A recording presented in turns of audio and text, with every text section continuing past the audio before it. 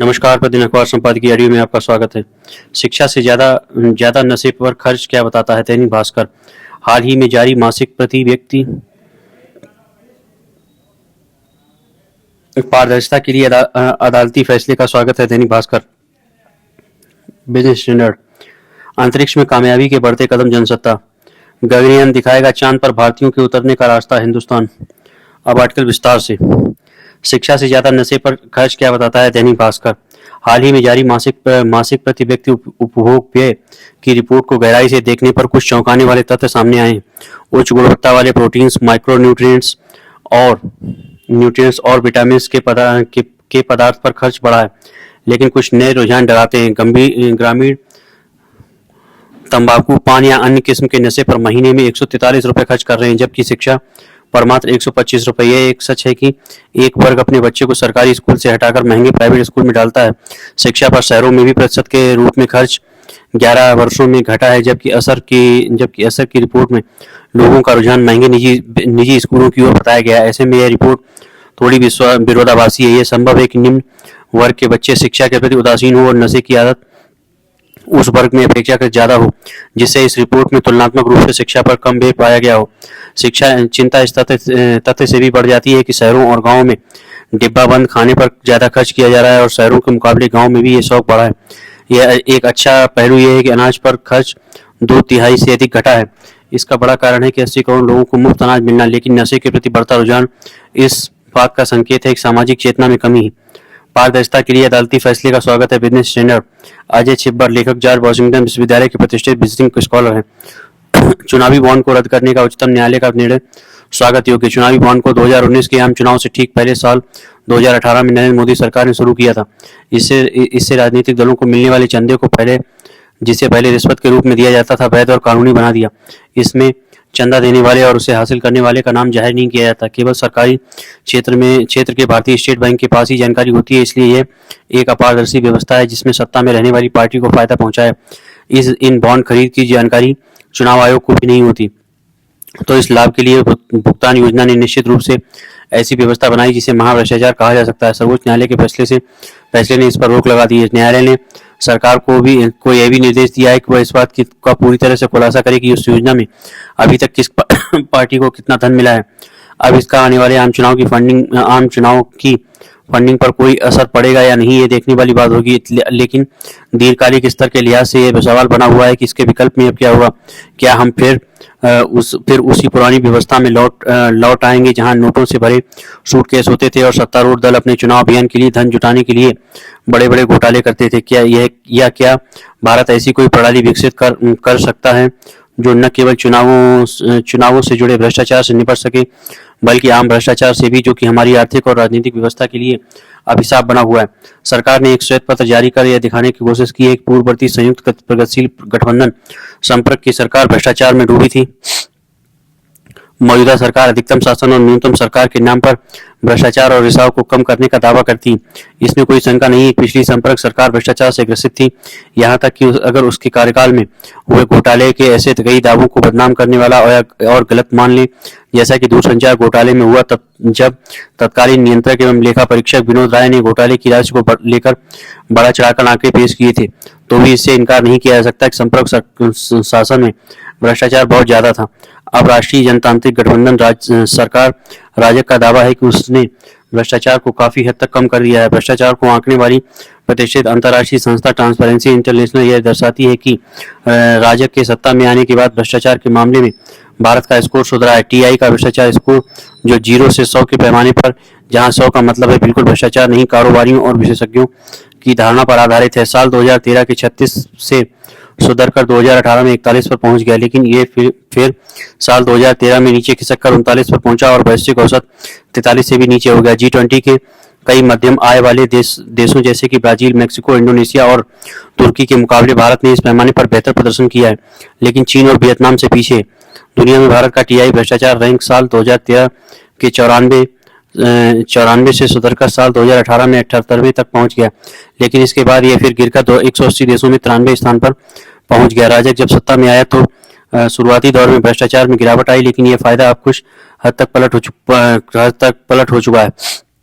कारोबारियों और विशेषज्ञों की धारणाओं के अलावा आम आदमी के नजरिए पर विचार करना भी जरूरी है। राज्य सरकार का दावा है कि विभिन्न सेवाओं की बेहतर आपूर्ति और नागरिकों तक सब्सिडी की सीधी पहुंच की वजह से भ्रष्टाचार कम हुआ है, जिसे लाभ का एक हिस्सा खा जाने वाले मध्यस्थ नहीं जिसमें लाभ का एक हिस्सा खा जाने वाले मध्यस्थ नहीं है। इसका कहना है कि आधार प्रमाणीकरण के साथ ई सेवाओं के व्यापक उपयोग ने रेशा और भ्रष्टाचार को कम से कम किया है। ऐसे कई दावे सही हो सकते हैं, लेकिन आम आदमी अब भी व्यापक तौर पर फैले छोटे मोटे भ्रष्टाचार की शिकायत करता है। आपको राशन कार्ड बनवाना हो, किसी दस्तावेज का पंजीकरण कराना हो या कोई कर भुगतान करना हो, दाएं बाएं से कुछ न कुछ पैसा देना ही पड़ता है। ट्रांसपेरेंसी इंटरनेशनल के एक वैश्विक सर्वेक्षण में इसकी पुष्टि हुई है, जिससे यह खुलासा होता है कि साल 2020 में नागरिकों की रिश्वत देने के मामले में एशिया की भारत की रैंकिंग सबसे खराब है। करीब 39% लोगों ने शिकायत की कि जब भी उनका सामना किसी अधिकारी से पड़ा, उन्हें रिश्वत देनी पड़ी, और इस मामले में भारत की स्थिति बांग्लादेश, नेपाल, श्रीलंका जैसे दक्षिण एशियाई देशों से काफी बदतर है। भारत में भ्रष्टाचार एक जीवन पद्धति बन गई है। न्यायपालिका और पुलिस में भ्रष्टाचार बड़े पैमाने पर है और अक्सर सड़कों पर और अदालती कार्यालयों में इसे साफ तौर से देखा जा सकता है तथा अमीरों की तुलना में गरीब अधिक पीड़ित होते हैं। हालांकि समय के साथ कई देशों ने भ्रष्टाचार को कम किया है तो भारत को भी करना चाहिए। आगे का रास्ता ज्यादा पारदर्शिता की मांग करता है। अफसरों की मनमानी कम से कम हो और सेवाओं की उपलब्धता में ज्यादा पारदर्शिता को बढ़ावा दिया जाए। भ्रष्टाचार के खिलाफ मजबूत कार्रवाई भी समाधान का एक हिस्सा है, लेकिन तभी जब इस्तेमाल चुनिंदा तरीके से ना हो और ऐसा न लगे कि यह एक राजनीतिक साधन है। टैक्स इंस्पेक्टर राज के दौर को अब खत्म करना ही होगा। कई देशों ने भ्रष्टाचार से निपटने के लिए भ्रष्टाचार आयोगों का इस्तेमाल किया है, लेकिन उसका प्रदर्शन मिला जुला रहा है। तो यह साफ है कि नोटबंदी और चुनावी बॉन्ड जैसे तंत्र के माध्यम से भ्रष्टाचार के वैधीकरण जैसे कठोर एक बार की उपाय टिकाऊ समाधान नहीं है। इसकी वजह सरकारी प्रक्रियाओं को सुव्यवस्थित करने और अनजाने में भ्रष्टाचार में योगदान देने वाले कानूनों के जाल को सुलझाने के लिए एक अधिक व्यवस्थित दृष्टिकोण की आवश्यकता है। एक महत्वपूर्ण फैसला सुनाने के बाद सर्वोच्च न्यायालय को निचले स्तरों पर भ्रष्ट न्यायिक प्रणाली के सुधार को प्राथमिकता देने पर भी विचार करना चाहिए, जिसका वह प्रमुख है। स्वच्छ भारत का मतलब केवल सड़कों और शौचालयों को साफ करना नहीं है, इसमें एक स्वच्छ और अधिक पारदर्शी शासन प्रणाली भी शामिल होनी चाहिए। अंतरिक्ष में कामयाबी के बढ़ते कदम। जनसत्ता प्रमुख भार्गव। भारतीय अंतरिक्ष अनुसंधान संगठन इसरो ने गगनयान अभियान की चरणबद्ध तरीके में क्रायोजेनिक इंजन CE-20 को स्वदेशी तकनीक से विकसित कर लिया है। गगनयान भारत का पहला ऐसा अंतरिक्ष अभियान होगा जो मानव को लेकर अंतरिक्ष की उड़ान भरेगा। इस इंजन को मानव मिशन के योग्य बनाने की दृष्टि से 4 इंजनों को अलग अलग स्थितियों में 39 हार्ड फायरिंग जांच से गुजारा गया। यह इंजन LVM-3 प्रक्षेपण वाहन के ऊपरी चरण को शक्ति प्रदान करेगा। यही इंजन अंतरिक्ष उड़ानों से लेकर उपग्रहों और मिसाइल प्रक्षेपण में काम आता है। दरअसल हमारे वैज्ञानिकों ने विपरीत हालातों में हासिल की है उपलब्धि। यही इंजन अंतरिक्ष उड़ानों से लेकर उपग्रहों और मिसाइल प्रक्षेपण में काम आता है। दरअसल हमारे वैज्ञानिकों ने अनेक विपरीत परिस्थितियों और अंतर्राष्ट्रीय प्रतिबंधों के बावजूद इस क्षेत्र में अद्वितीय उपलब्धियां हासिल की। अन्यथा एक समय ऐसा भी था जब अमेरिका के दबाव में रूस ने क्रायोजेनिक इंजन देने से मना कर दिया था। असल में यही इंजन किसी भी प्रक्षेपण यान की वह शक्ति है जो भारी वजन वाले उपग्रहों और अन्य उपकरणों को अंतरिक्ष में पहुंचाती है। दरअसल भारत ने शुरुआत में रूस से इंजन खरीदने का अनुबंध किया था, मगर 1990 के दशक के आरंभ में अमेरिका ने मिसाइल तकनीक नियंत्रण व्यवस्था MTCR का हवाला देते हुए इसमें बाधा उत्पन्न कर दी थी। इसका असर यह हुआ कि रूस ने तकनीक तो नहीं दी, लेकिन शुल्क लेकर 6 क्रायोजेनिक इंजन भारत को भेज दिए थे। कालांतर में अमेरिका के पूर्व राष्ट्रपति बराक ओबामा की मदद से भारत को MTCR क्लब की सदस्यता में मिल गई, लेकिन इसके पहले ही इसरो के वैज्ञानिकों ने कठोर परिश्रम और दृढ़ इच्छा शक्ति के बल पर स्वदेशी तकनीक से इंजन विकसित कर लिया। मानव मिशन की इस उड़ान के पहले चरण का सफल प्रक्षेपण इसरो पहले ही कर चुका है। देश के महत्वाकांक्षी मानव अंतरिक्ष उड़ान कार्यक्रम गगनयान से जुड़े पेलोड के साथ उड़ान भरने वाले परीक्षण यान के विफल होने की स्थिति में क्रू मॉडल, यानी जिसमें अंतरिक्ष यात्री सवार होंगे, को अंतरिक्ष में प्रक्षेपित करने के बाद सुरक्षित वापस लाने के लिए क्रू एस्केप सिस्टम यानी चालक दल बचाव प्रणाली CAS का सफल परीक्षण कर इसरो विश्व कीर्तिमान स्थापित कर चुका है। इस बचाव प्रणाली की जरूरत इसलिए थी कि यान के विफल होने पर कई वैज्ञानिक प्राण गंवा चुके हैं। इस परीक्षण के अंतर्गत क्रू मॉड्यूल रॉकेट से अलग हो गया है और बंगाल की खाड़ी में गिर गया। क्रू मॉड्यूल वह स्थान है जहां गगनयान मिशन के दौरान अंतरिक्ष यात्रियों को अंतरिक्ष में पृथ्वी जैसे वातावरण में रखा जाएगा। गगनयान के अगले वर्ष उड़ान भरने की संभावना है। इस परियोजना के तहत इसरो मानव चालक दल को 400 किलोमीटर ऊपर पृथ्वी की कक्षा में भेजेगा। इसलिए भारतीय मानव अंतरिक्ष उड़ान कार्यक्रम अत्यंत महत्वपूर्ण होगा। प्रधानमंत्री ने इसरो में वैज्ञानिकों के साथ बातचीत में उनके लिए लक्ष्य भी तय कर दिए हैं कि 2035 में भारत का अंतरिक्ष स्टेशन स्थापित हो या तथा 2040 में चंद्रमा पर भारतीय नागरिक के कदम पड़ जाएं। इस यान में 3 भारतीय अंतरिक्ष यात्री 3 दिन अंतरिक्ष की सैर करेंगे। रोबोट मानव भी साथ ले जाया जा सकता है। मिशन के लिए 10,000 करोड़ रुपए मंजूर किए जा सकते हैं। हालांकि अब तक भारतीय मूल के 3 वैज्ञानिक अंतरिक्ष की यात्रा कर चुके हैं। राकेश शर्मा अंतरिक्ष में जाने वाले पहले भारतीय हैं। शर्मा रूस के अंतरिक्ष यान सोयूज T11 से अंतरिक्ष में गए थे।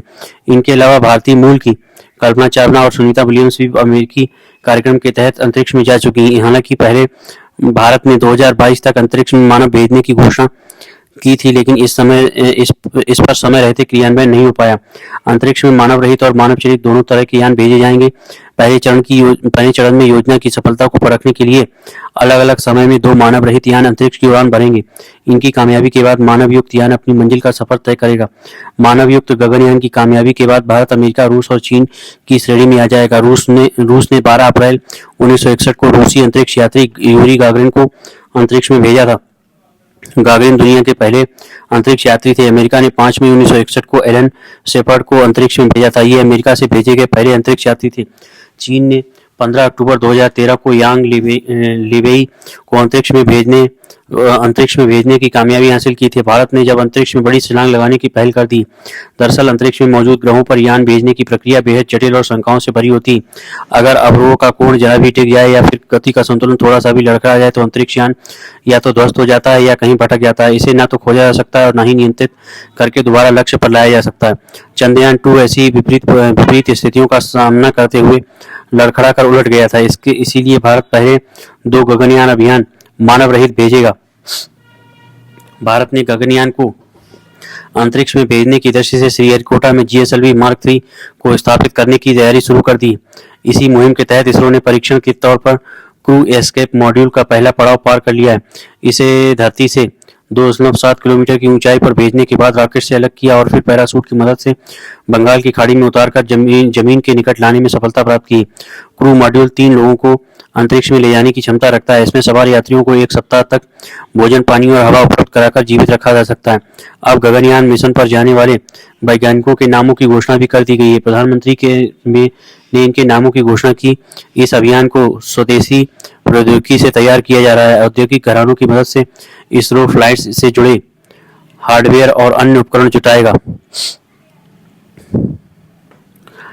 राष्ट्रीय अंतरिक्ष और विज्ञान एजेंसियां तथा विश्वविद्यालय भी इस अभियान में मदद करेंगे। इनके शिक्षाविद और प्रयोगशालाओं की भी अंतरिक्ष यात्रियों को प्रशिक्षण देने में मदद ली जाएगी। इसी क्रम में क्रू मॉड्यूल को जिस पैराशूट से सुरक्षित उतारा गया उसे DRDO की आगरा स्थित प्रयोगशाला ADRDE में बनाया गया है। बहरहाल अंतरिक्ष में भारतीय मानव मिशन के सफल होने के बाद ही चंद्रमा और मंगल पर मानव भेजने का रास्ता खुलेगा। इन पर बस्तियां बसाए जाने की संभावनाएं भी बढ़ जाएंगी। आने वाले वर्षों में अंतरिक्ष पर्यटन के भी बढ़ने की उम्मीद है। इसरो की यह सफलता अंतरिक्ष पर्यटन की पृष्ठभूमि का एक हिस्सा है। गगनयान दिखाएगा चंद्रमा पर भारतीयों के उतरने का रास्ता। हिंदुस्तान। निरंकार सिंह, पूर्व संपादक, विश्व हिंदी कोश। लगभग 50 साल पहले अमेरिका और तत्कालीन सोवियत संघ में चांद पर जाने की रेस शुरू हुई थी। अमेरिका पहला देश है जो चांद पर इंसान को भेजने में सफल रहा है। सोवियत संघ ने भी अपना लैंडर चांद पर उतारा। भारत इस क्षेत्र का अपेक्षाकृत नया खिलाड़ी है। चंद्रयान 3 मिशन के जरिए वह अपनी ताकत पूरी दुनिया को दिखा चुका है। अब वह गगनयान के जरिए अपने 4 अंतरिक्ष यात्रियों को पृथ्वी की कक्षा में भेजेगा। उसका लक्ष्य अंतरिक्ष में एक स्टेशन बनाने का है। प्रधानमंत्री नरेंद्र मोदी ने पिछले दिनों विक्रम साराभाई अंतरिक्ष केंद्र का दौरा किया और मिशन गगनयान की तैयारियों की समीक्षा की। इस दौरान प्रधानमंत्री ने मिशन पर जाने वाले 4 यात्रियों को भी सम्मानित किया। इस समीक्षा बैठक में भारतीय अंतरिक्ष अनुसंधान संगठन इसरो के लिए एक दूरदर्शी और रोडमैप तैयार किया गया। इसके लक्ष्यों में से एक है भारत निर्मित स्वदेशी अंतरिक्ष स्टेशन की स्थापना करना, जिसको भारतीय अंतरिक्ष स्टेशन के रूप में जाना जाएगा। वह भारत के अंतरिक्ष बुनियादी ढांचे में एक एसेट के रूप में कार्य करेगा। इस महत्वपूर्ण प्रयास के साल 2035 तक साकार होने की उम्मीद है। अनुमान है कि वर्ष 2030 तक अंतर्राष्ट्रीय अंतरिक्ष स्टेशन जिसे वर्तमान में रूस, अमेरिका, रूस, कनाडा, जापान और यूरोपीय अंतरिक्ष एजेंसियों द्वारा प्रतिबंधित किया जाता है, बंद हो जाएगा। गगनयान देश का पहला मानव अंतरिक्ष उड़ान मिशन है, जिसके तहत चार यात्रियों को अंतरिक्ष की सैर कराई जाएगी। इस मिशन को इस साल के आखिर या 2025 की शुरुआत में भेजा जा सकता है। इन 4 यात्रियों में पहले हैं एस्ट्रोनॉट प्रशांत बालकृष्णन नायर। प्रशांत केरल के पलक्कड़ के नेनमारा के रहने वाले हैं। उनके रूस में मानव अंतरिक्ष उड़ान मिशन के लिए ट्रेनिंग दी गई है। दूसरे एस्ट्रोनॉट अजित कृष्णन वायुसेना के टेस्ट पायलट हैं। वे भी प्रशांत बालकृष्णन की तरह ही एयरफोर्स में ग्रुप कैप्टन हैं। अजित कृष्णन का जन्म चेन्नई, तमिलनाडु में हुआ था। तीसरे अंगद प्रताप भी वायुसेना में फाइटर और टेस्ट पायलट हैं। वे भी ग्रुप कैप्टन के तौर पर अपनी सेवाएं दे रहे हैं। अंगद प्रताप का जन्म प्रयागराज में हुआ था। चौथे एस्ट्रोनॉट शुभांशु शुक्ला वायुसेना में विंग कमांडर हैं। लखनऊ में जन्मे शुभांशु की मिलिट्री ट्रेनिंग एनडीए में हुई है।